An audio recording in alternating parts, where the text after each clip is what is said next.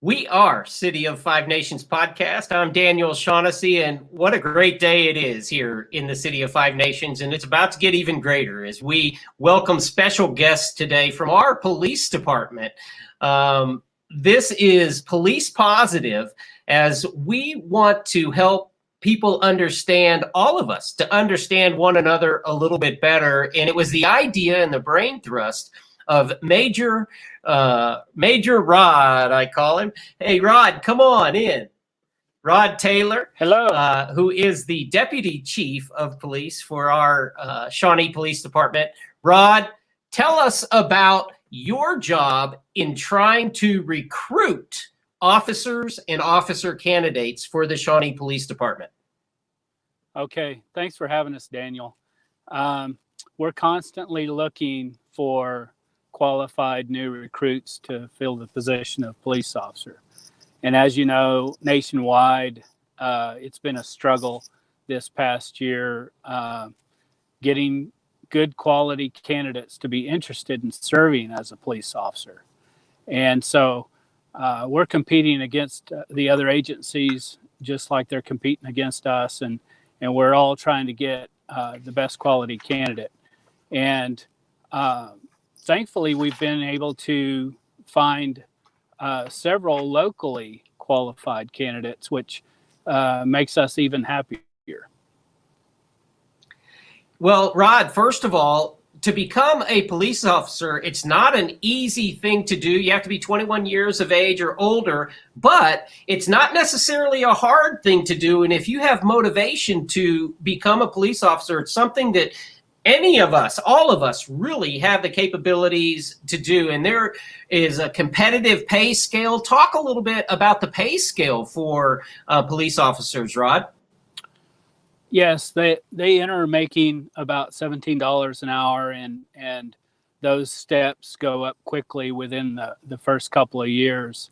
And after about 4 years, they're able to be promoted to corporal, which is the next rank up. So being able to progress fast enough, and we offer a challenging role in the position of police officer. It's something new every day, and it's exciting, and you'll definitely be challenged. It's definitely a challenge. All of us, kind of grow up as youngsters seeing the men in uniforms with badges, and it's kind of inspiring for us. But you also offer a lot of benefits, Rod, and many of your officers get compensated for furthering their education, just like a military career. Yes, you certainly don't have to have an associate degree or a bachelor's degree to apply with us. Those that do certainly are considered as well, but it's not a requirement. And in fact, we encourage officers that are hired to go ahead and finish their degree, and they get tuition reimbursement and also an education incentive once they attain those degrees.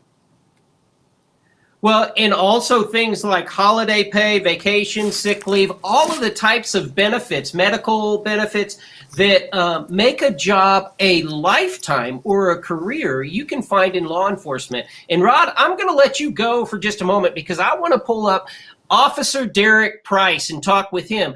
Officer Price grew up right here in Shawnee. He's a 2011 graduate from Shawnee High School. And may I call you Derek? Derek Price? Yeah, perfect. Hey, man, thank you for being with us. And you graduated with my daughter.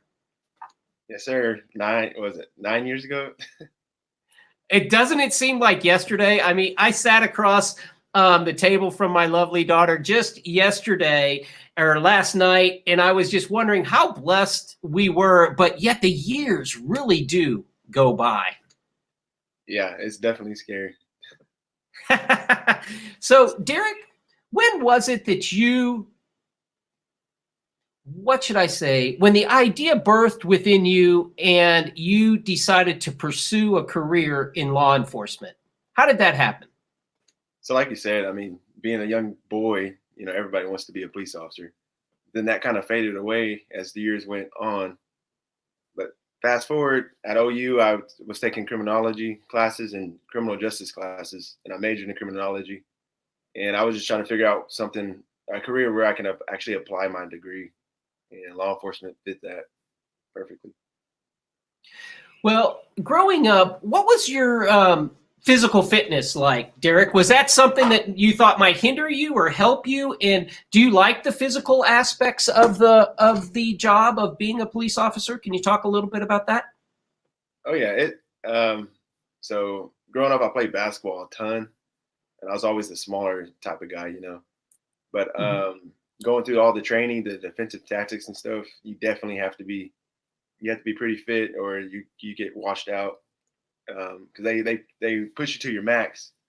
And then, like, once you're on the street, when you actually have to apply being physical fit, because you never know what you're going to have to go against. And there's sometimes where there's people that are on different types of drugs that make them like pretty strong. So being fit definitely helps. Well, and you mentioned that on the streets, when we're dealing in a town the size of Shawnee, it's really an adrenaline rush, isn't it? In the sense of, though we may not be the largest town, we have a very active police force. Can you talk a little bit about that? Yeah. So an average night could be like, it's really kind of quiet.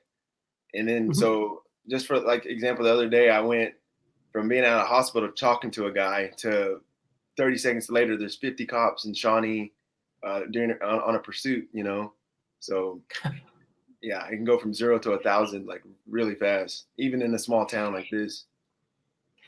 How do you deal with that, Derek, in the sense of that adrenaline rush? I know as one of my sons went through boot camp, it seemed like there was a lot of waiting, and then all of a sudden you have to be on. Waiting, then you have to be on.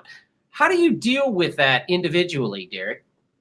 Well, so during FTO, which is our field training program, our trainers, basically because the job's really not that hard.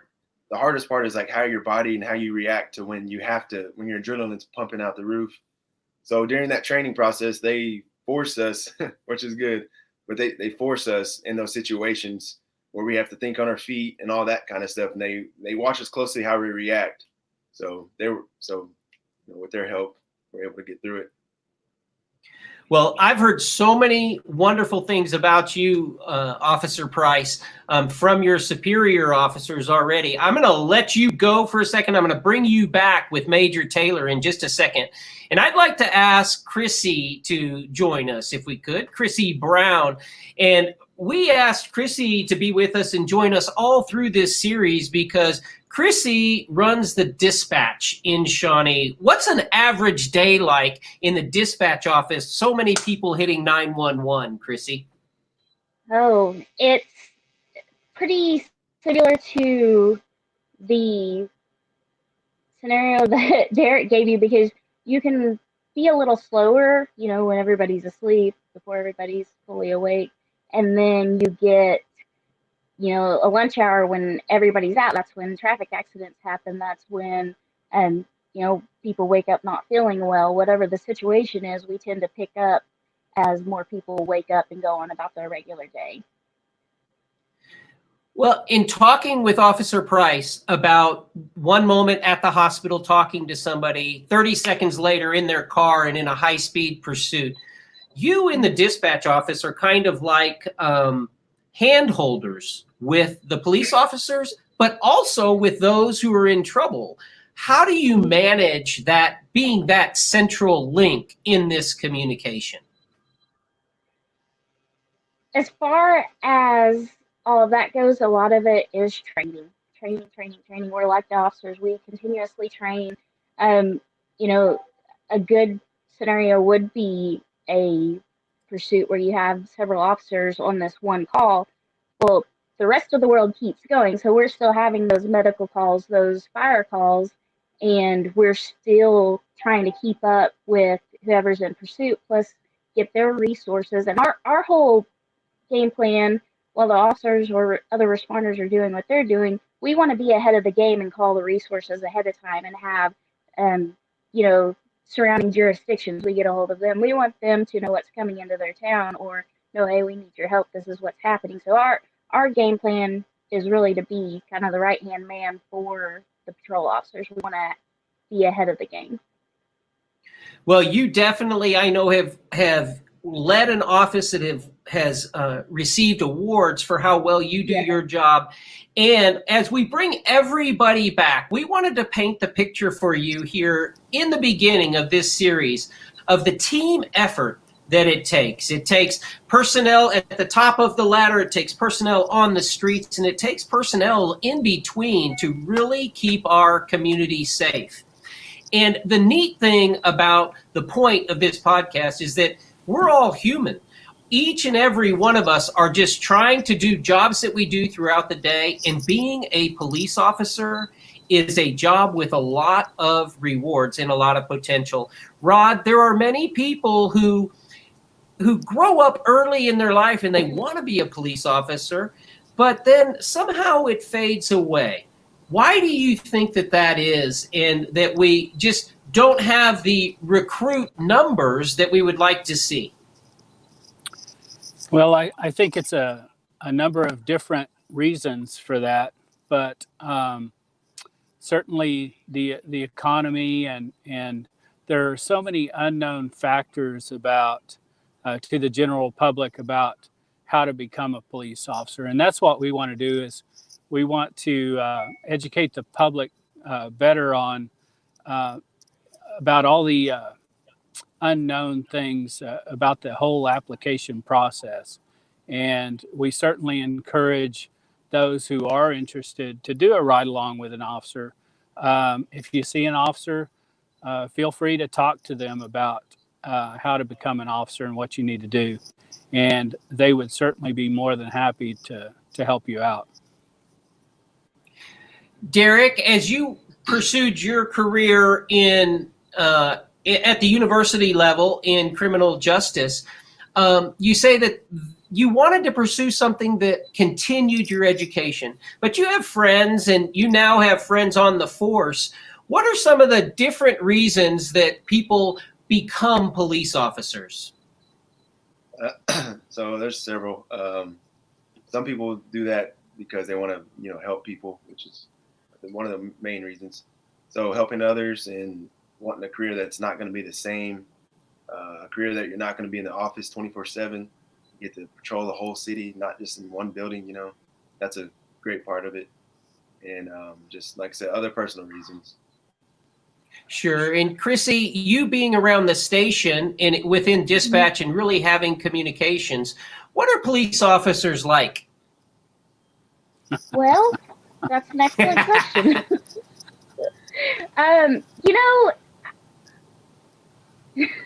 That is a hard one.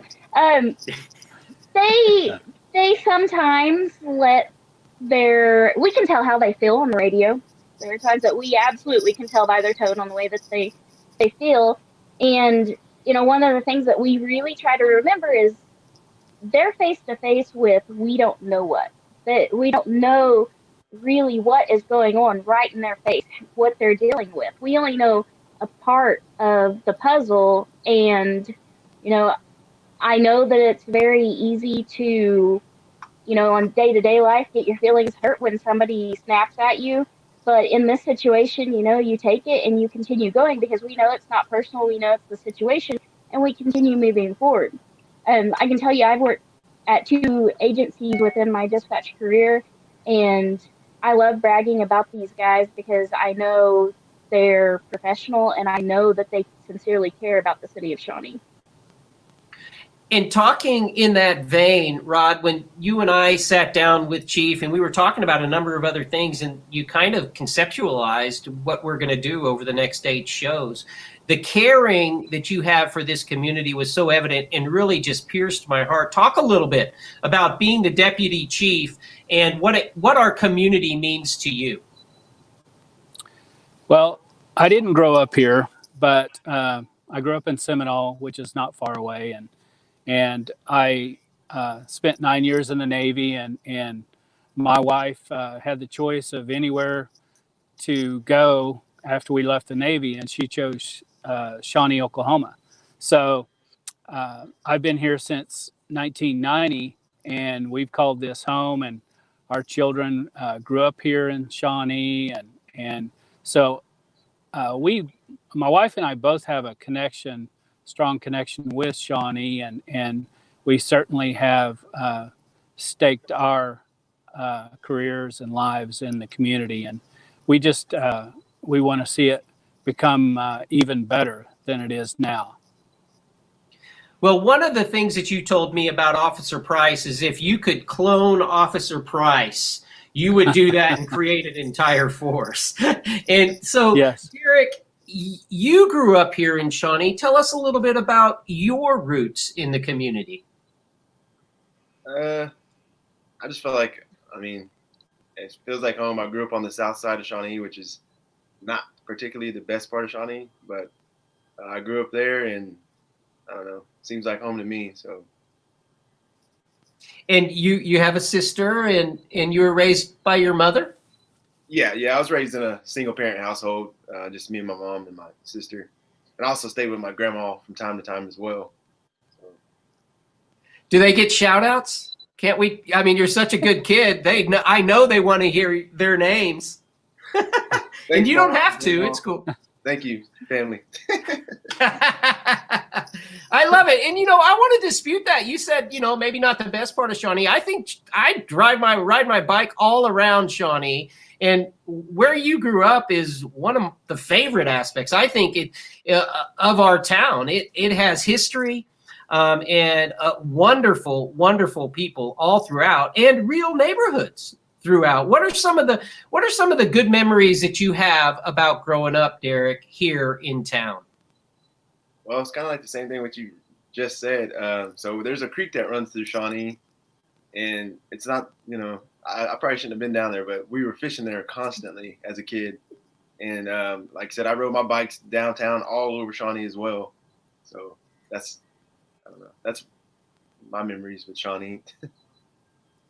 Well, I love it. So were you a graduate of Horseman or Franklin or? I actually went to Pleasant Grove.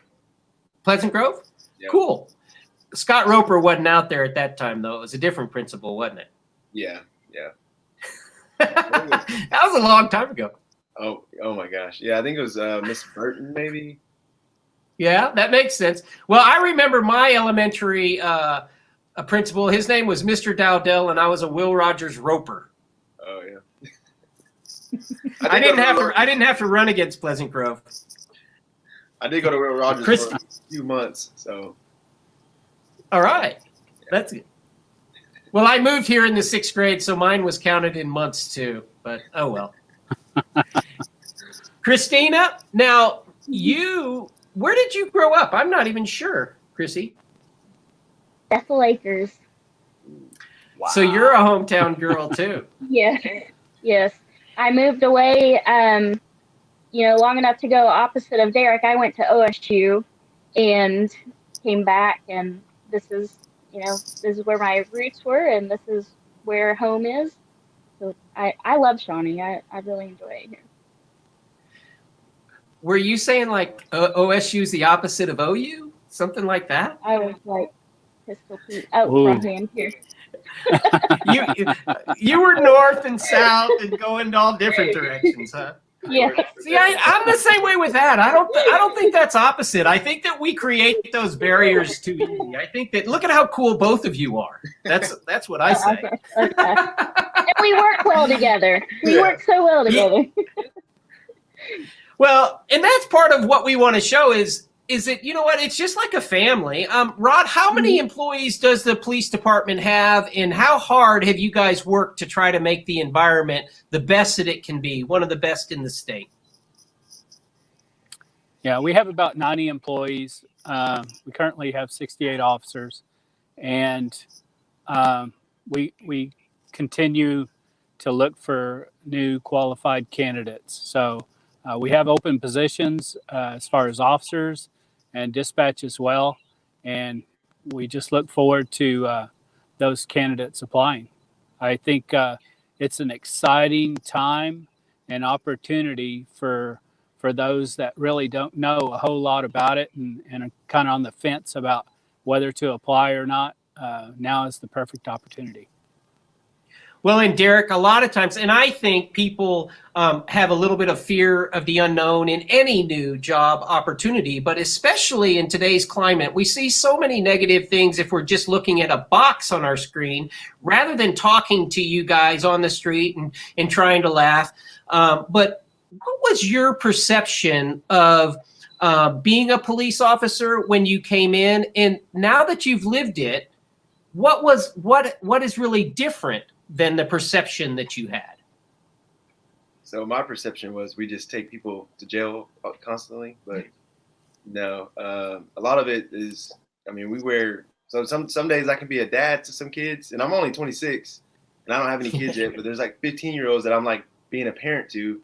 And then you go from that to moving trees out of the streets, and you go from that to, you know, all the other police things. But yeah, my respect definitely went up like as I became an officer, because I was like, wow, I didn't even know all this. And I have been on ride-alongs and all that stuff, but still, you know, until you experience it, then you fully can grasp, you know, what being a police officer is all about.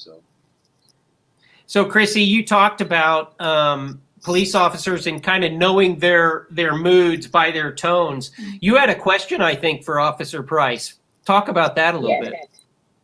I'm sure they can tell by the tone of our voice as far as maybe our aggravation level that we may be with a situation, but I am curious, when we tone, or not necessarily tone calls to you, but can you tell by the tone and pitch and speed that we talk at how high of a priority the call actually is, or how big the emergency actually is?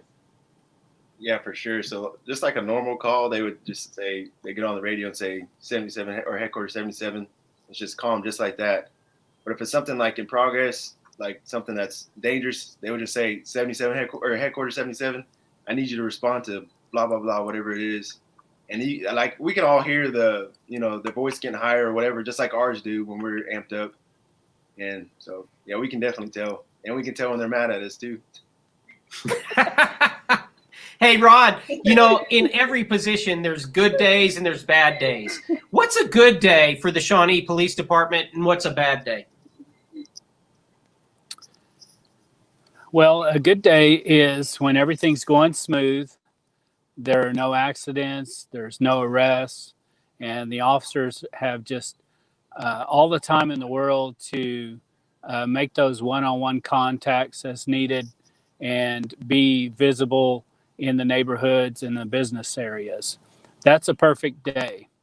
You get very few of those because the officers are generally busy on calls for service. And so a bad day would be that busy day, I would think. A bad day is having to call additional officers in because you can't handle the call load. It's just so busy. Yeah. And Derek, that puts all the pressure on you guys. I mean, that's very obvious to me. And I want to ask you, you know, situationally, when you walk up on a situation, and let's say it's a disturbance call or something that you're kind of unsure about, what's going through your head? What's your process as you approach people who are in distress? Well, like Chrissy said, so it starts with dispatch and their tone and all that stuff. I take that into consideration.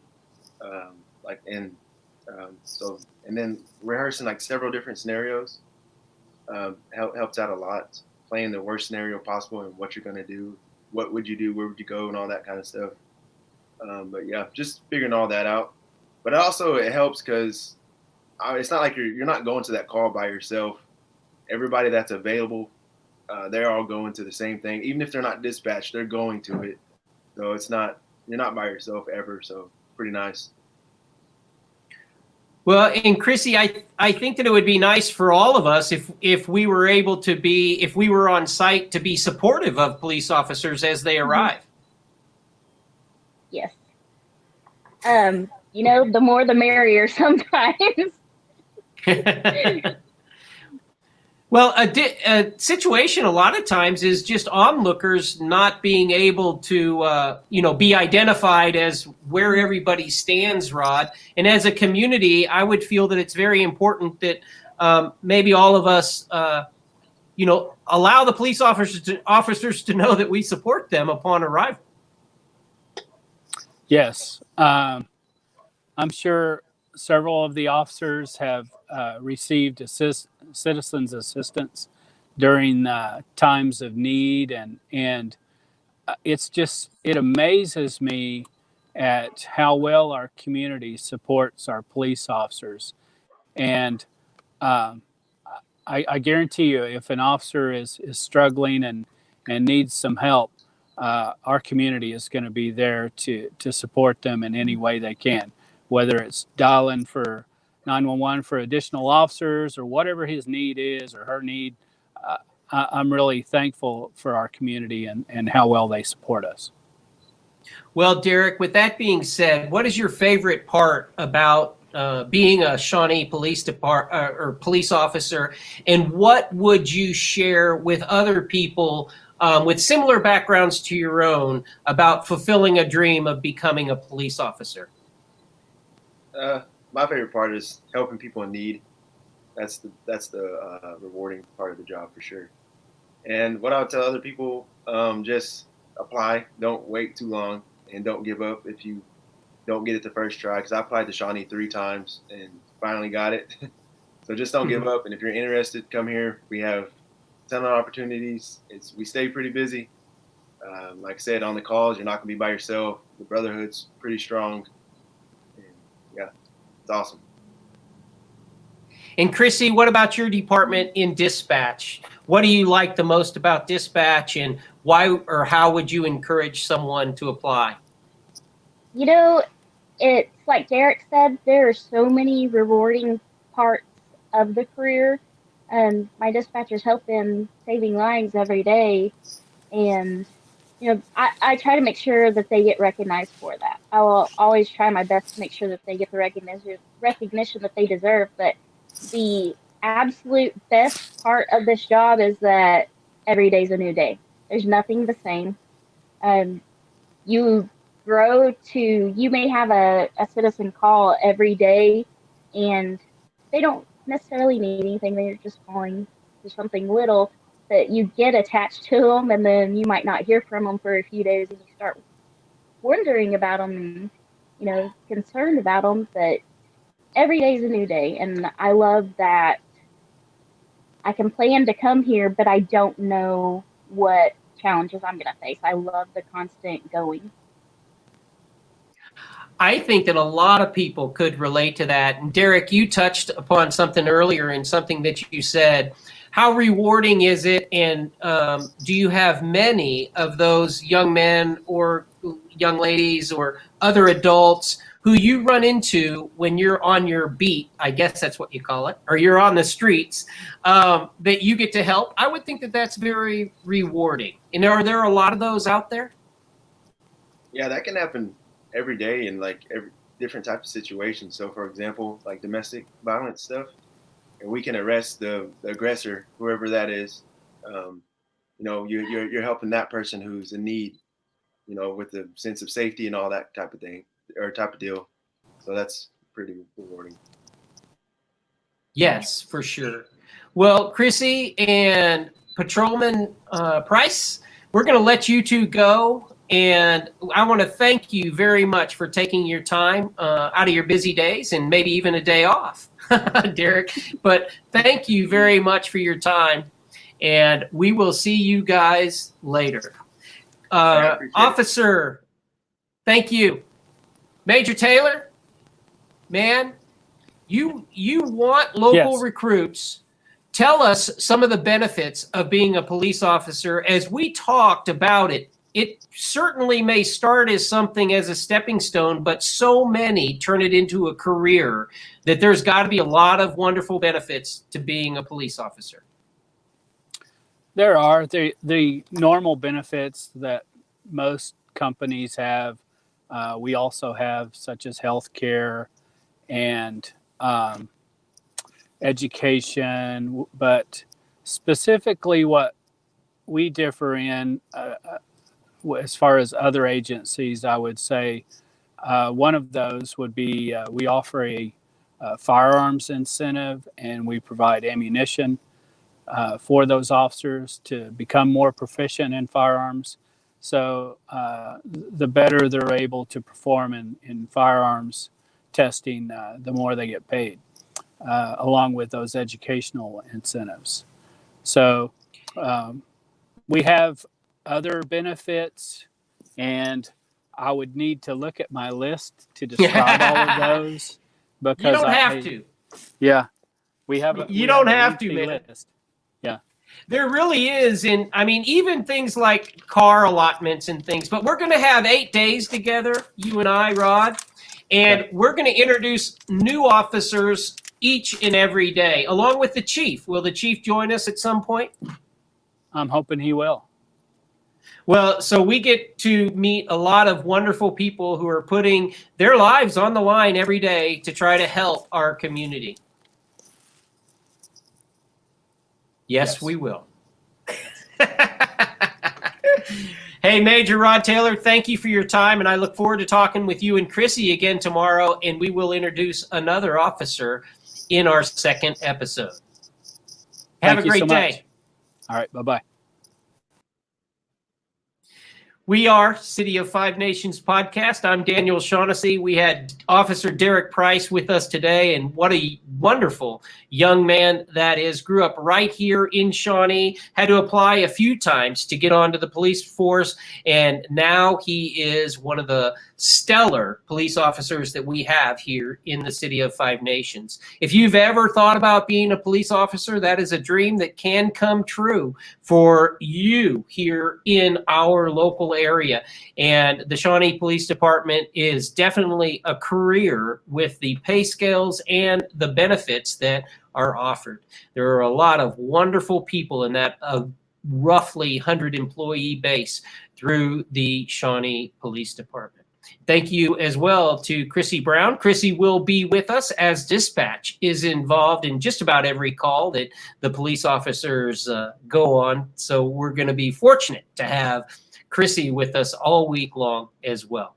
We'll bring you and introduce you hopefully to another police officer tomorrow as Rod, Chrissy, and myself will return on Police Positive Fulfilling Your Dream series here on the We Are City of Five Nations podcast. Because in the City of Five Nations, together, we are building community one season at a time.